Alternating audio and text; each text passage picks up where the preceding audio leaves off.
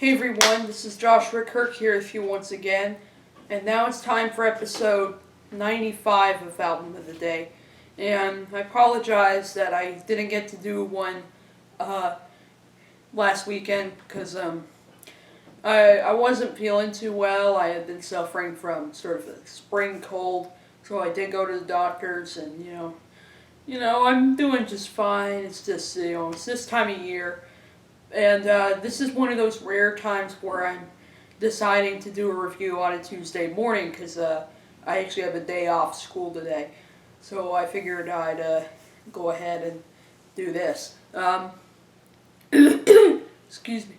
But yeah, anyway, let's just get on to the review, shall we? Okay. So today's band is a band that I last reviewed like a couple of years ago. I've actually reviewed them quite a few times here on my channel. They're a Dallas, Texas alt-country and punk rock band formed back in 1993 who have had a pretty good following and a pretty good run through their 20-year career, and the consistency in the albums they've been putting out, and how they've kind of been this band that's had kind of a cult following, but at the same time now it's kind of, becoming pretty much a very legendary band around the Texas area. The band that I'm talking about is the old 97's, and they've released several different albums. They've put out some records that were more alt-country, some that were more slick and pop-friendly, others that were maybe a little more raucous in terms of the rock department. Like, I know their last album, Most Messed Up, definitely, I like to consider it like their most raucous yet, and fantastic record. I remember doing a review of that pretty much when it came out back in 2014. It's the first review of an album released in a year where it was something that had just came out. But I didn't really have that opportunity until this year, where I had just reviewed a couple of albums that had just come out somewhere around March of 2016. But right now I'm here to review the old 97's. This is their 6th studio album. So they've already had quite a bit of material in 10 years into their career. This one came out in July of 2004, and it's their first to be released on New West Records. The album is called Drag It Up. As you can see, this is a CD copy here that I've had for maybe a few years. Ordered it off of Amazon because right now this album is actually pretty hard to find as of right now. But as you can see, I do have a CD version of it here. And I do really like the artwork on here. It's really nice, and actually kind of fits in with kind of the vibe of the record. Now, this record is different from Too Far to Care and Fight Songs or Satellite Rides because, it kind of, it sort of forgoes the more slick and polished pop sound that the band had, fleshed out on Fight Songs and Satellite Rides, and went back to a more less polished, more raw kind of sound. And 2, this is their most personal album to date, and it has, and it's one of their more mature records, because this is not the kind of record that's very pumped up or anything like that. It's a more kind of very personal and very kind of minimalist, stripped down approach. But anyway, there's a photo of the band, and there's the disc.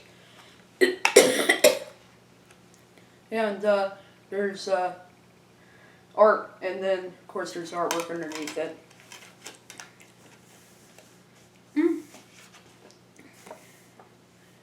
And there is a booklet here, which has photos of the band, as well as lyrics.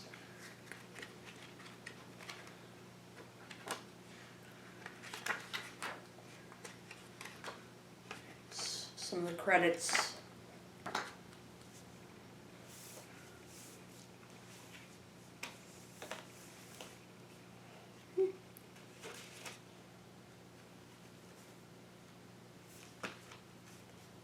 So yeah, that's the packaging for the CD copy of Drag It Up, released back in 2004, and I'd like to give a shout out to New West, since they're the label responsible for releasing this, and we'd like to thank them for some of the great music that they've sent me recently, about a few months ago, after I did my review of a Chuck Prophet album, Age of Miracles. Yeah. But yeah, New West, if you're watching, this is for you, and, thank you for your support. So yeah, there's packaging there. So yeah, this album definitely, I like to consider it the band's most mature and sort of minimalist record to date. There's a lot more kind of ballads going on here, while Too Far to Care had these kind of jaunty rockers that would fit in with like big cars and air guitars. This is the kind of record that wouldn't fit in with that kind of thing. It's more like the kind of album you would listen to if you were driving in the middle of nowhere on a Sunday, thinking. Sort of thing. So, for whatever reason, some fans were like, dude, stick to the jaunty rockers. Don't grow up and crank out slow ballads that go at more funeral kind of, that go through more of a funeral kind of speed. But me, on the other hand, I am one who's a pretty dedicated fan of this band, who is just all about the band trying to grow up and trying to maybe do something different once in a while, and maybe once in a while crank out an album full of slower tracks, and while still maintaining sort of, what the band's all about, basically. Like, this album opens up strong with the song Won't Be Home, which, right away this is an old 97's track because of Ken Bethé's very twangy guitar line that occurs in the opening. And then, of course, Rhett Miller comes in, feeling really fresh, as well as, Murray Hammond's very beautiful harmony vocals that really color the track. And lyrically, it's, kind of an answer to, the song's kind of the answer to a classic Hank Williams tune I heard called Won't Be Home No More. And as of right now, the song is actually quite a live favorite at their shows.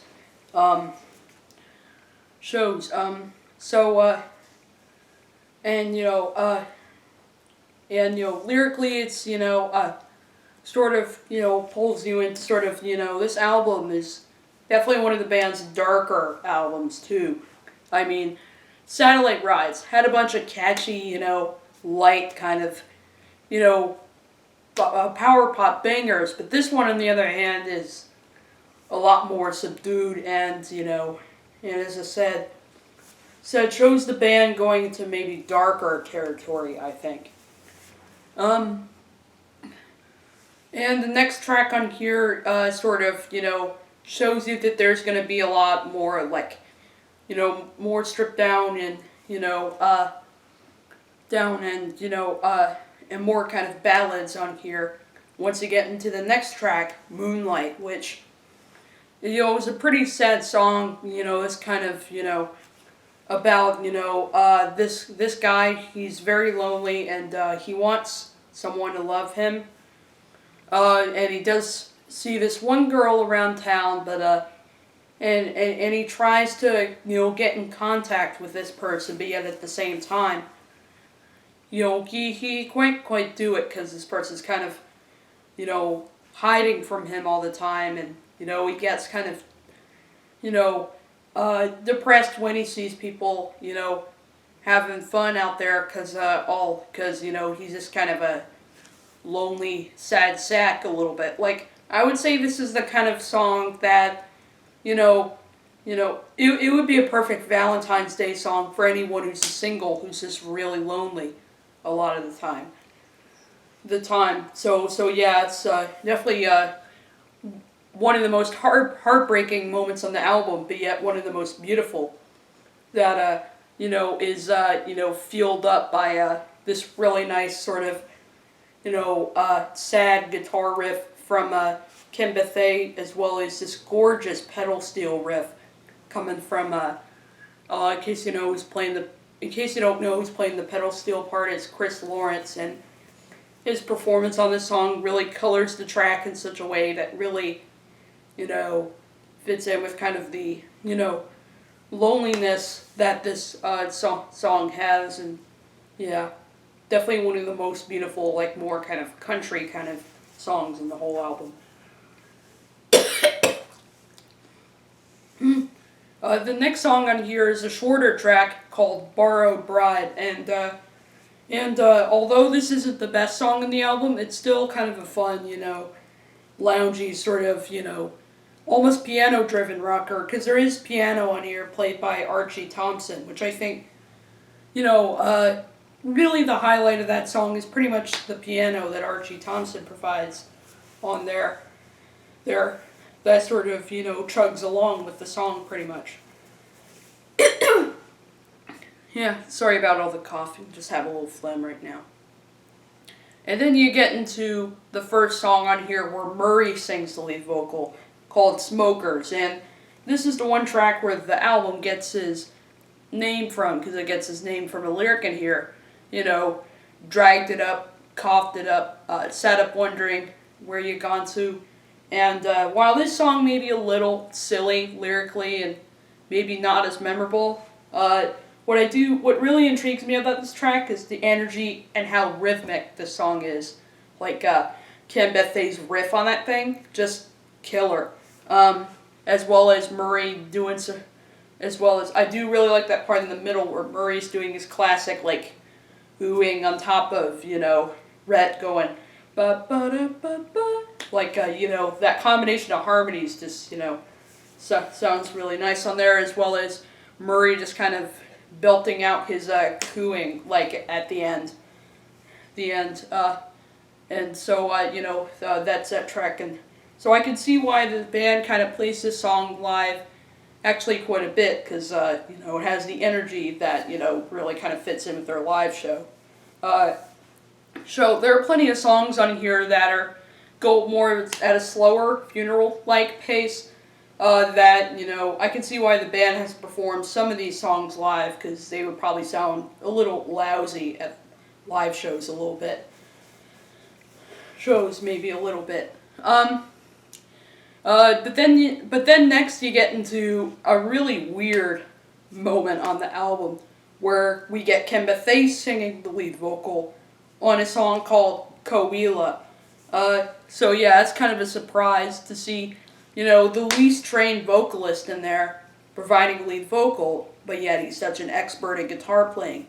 But yeah, I think it's pretty cool to hear him doing a lead vocal. And this song, the reason why I call it one of the weirdest moments on this album is because, yeah, it is kind of goofy, but at the same time, can't help listening to it, even though it is maybe a little bit of a throwaway, especially with the extremely mundane and random song lyric, I turned my microwave on and I cooked my chicken ravioli. So yeah, I kind of, a lot of, so yeah, so some people kind of, heard that line and thought, huh, what's that? Yeah, that, and, kind of see that, Ken's, being a little weird, at the same time, being weird in a very cool and actually kind of exciting kind of way. Well, as he sings kind of against this kind of Latin beat on the drums played by Philip Peoples, a little bass line, a kind of, Mexican, kind of a fluent Mexican, acoustic guitar, as well as Ken also plays an accordion on this song, on here. Here, which I think kind of fits in with kind of the Latin feel that this kind of, crazy, moment in the middle of the record has. And then there's Blinding Sheets of Rain, which once again, very, very heartbreaking song. Like, you can definitely tell this is like real country music, because you can feel actual emotion when I listen to it. Like, I can feel sort of the pain and sort of the heartbreak that, Rhett Miller sort of, feels. It's really kind of, so I will I do feel like this is a good record, kind of one of their best records when it comes to being just an emotional wreck, you know.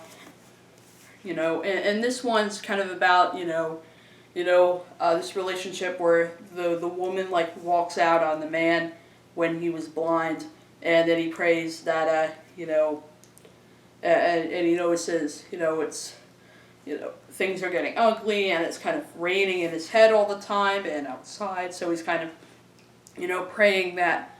So he's sort of saying like, I pray God, send me more blinding sheets of rain, since my life's kind of a total mess right now. Again, another track colored by some really nice, guitar playing by Kim Bethay, and just a very lonely and kind of, and sort of, depressive pedal steel performance from Chris Lawrence that again, really colors this track too. Then the band tries something that they never done before, and that's psychedelic rock on the next song, Valium Waltz, which features Ken like playing his guitar riff through some sort of weird sort of psychedelic guitar pedal that kind of makes it sound maybe a little bit like a keyboard a little bit.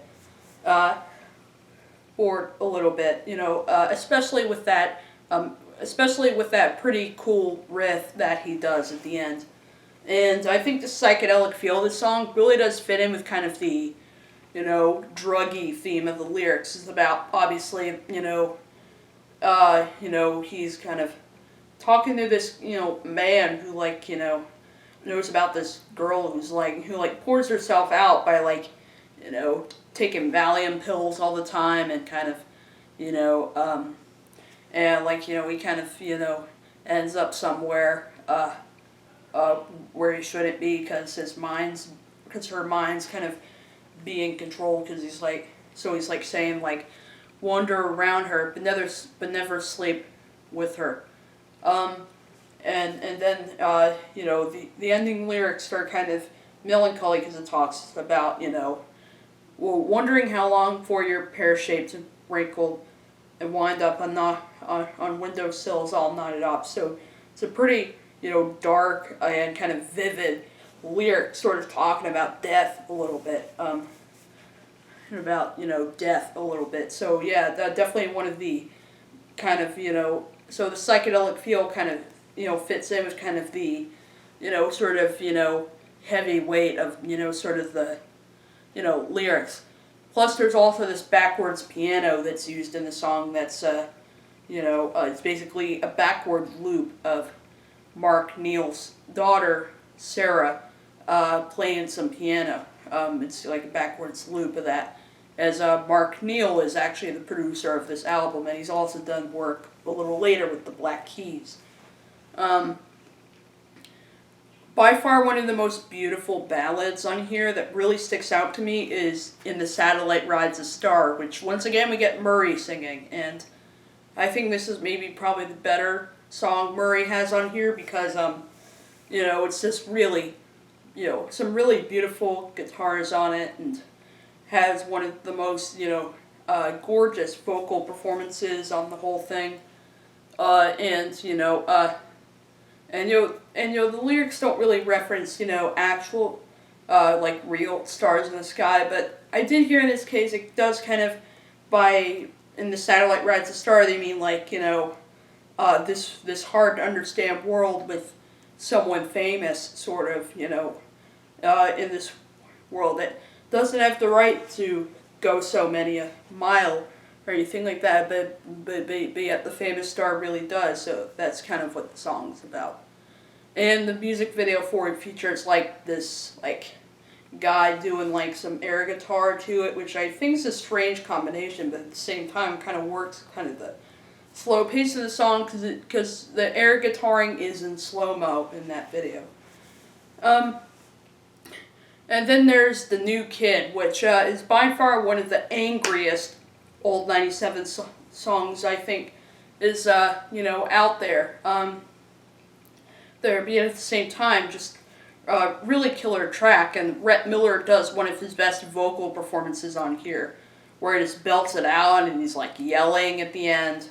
And plus I love kind of that dramatic chord progression going on the guitars on there. And then there's the track Bloomington, which, a lot of the album is pretty heartbreaking, but this is more kind of the love song kind of moment of the record, but at the same time, they did manage to make it, work out on here. And then there's the really beautiful song that was actually featured in an episode of Veronica Mars called Adelaide, which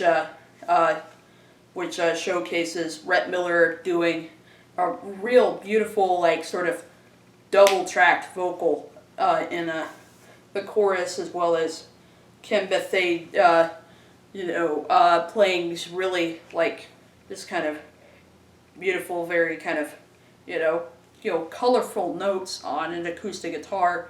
And there's actually that weird instrument that you're hearing in like the background of that song is actually a trumpet. It's played by a musician named Mitch Manker, courtesy of the Ray Charles Orchestra on here. And I do think, the trumpet sounds really nice on here. And lyrically, it's kind of a, song about kind of, a bad relationship where his life's kind of becoming a nightmare of efficiency, and, he says, loving you is a test because he's got voices in his head, sort of saying things that he can't understand, all that. And then there's Friends Forever, which if you listen very carefully to like the tempo of this song, it actually kind of sounds like Let the Idiot Speak off of the album Fight Songs. But, a little different though. It's sort of a fun, like a party song almost, even though it does talk about, memory.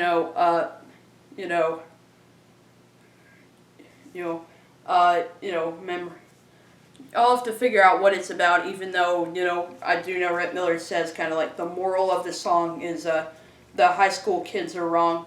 So maybe that's probably what the song's about when he mentions that line.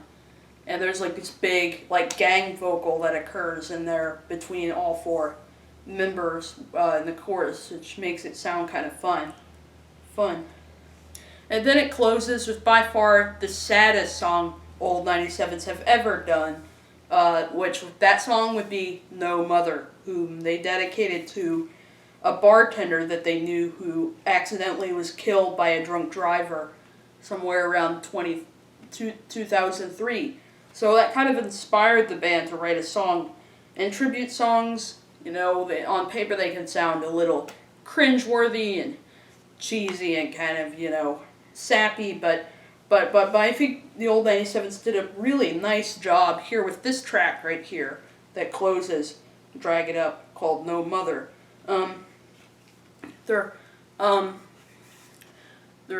Which normally the band would, try to make a sad song sound happy, but this is kind of an opposite here, because they make a sad song sound sad, too. But yeah, I definitely think it's one of the most beautiful ballads that this band has ever done, pretty much since Salome off of Too Far to Care, or stuff like that. And then plus, it does feature a few weird elements in there, like, for example, there's, Ken Bethea playing his guitar without a pick, and Murray also adds the drony sound of a harmonium, which is like a drony organ that has like a little fan on it that's used prominently in Indian music, and as well as some group vocals, which I think fit in with kind of the funeral sort of pace on there, basically. So it's kind of, instead of funeral horns, we have these funeral group vocals that sound really nice on there.